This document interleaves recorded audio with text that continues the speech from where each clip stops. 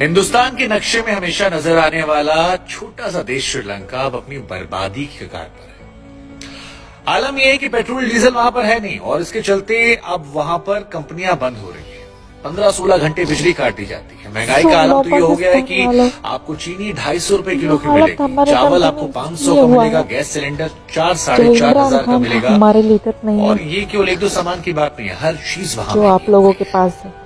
लोग सड़कों पर उतर आए, इमरजेंसी लगा दी गई। हालांकि इसके पीछे 3 वजह बताई जा रही है। पहली वजह, चीन से बहुत ज्यादा कर्ज ले लिया था, कर्ज से कीमतें चुका नहीं पाया, रियायत मांगी, चीन कहाँ माफ जैसे कि आप दूसरी बड़ी वजह कोरोना, दुनिया भर को उसने बर्बाद किया।